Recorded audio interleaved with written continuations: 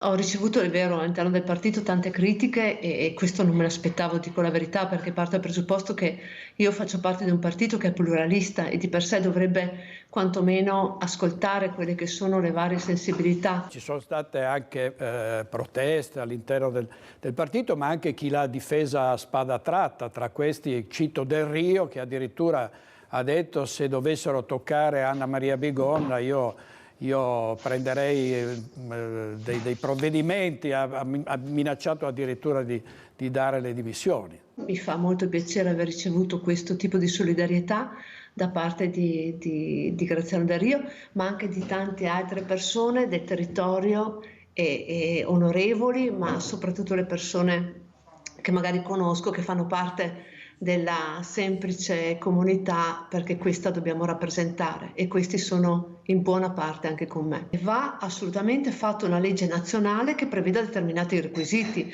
Allora, in Veneto si è scelto di portare avanti questa legge, questa proposta di legge.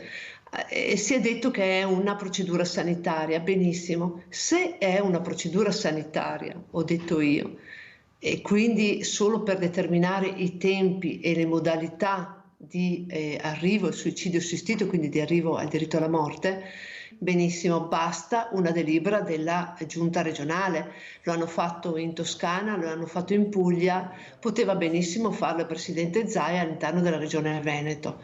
Se invece viene fatta una legge, allora comunque, se abbiamo deciso di portarla in Consiglio regionale, quantomeno adeguiamolo a quelle che sono le prescrizioni della Corte Costituzionale, quindi mettiamo il presupposto o quantomeno l'accesso alle cure palliative, mettiamo l'obiezione di coscienza a favore dei medici che non vogliono partecipare a questo procedimento sanitario, specifichiamo bene, perché male non fa, che si tratta di persone malate gravemente e non guaribili, ma maggiorenni, precisiamolo, che siano appunto capaci di intendere e volere.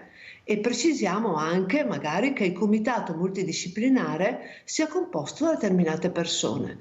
In Veneto solo il 30% da dati regionali ha accesso alle cure palliative. Io credo che nel momento in cui una legge che viene proposta si chiama liberi di scegliere, una persona è veramente, veramente libera di scegliere quando ha anche una terapia antidolore.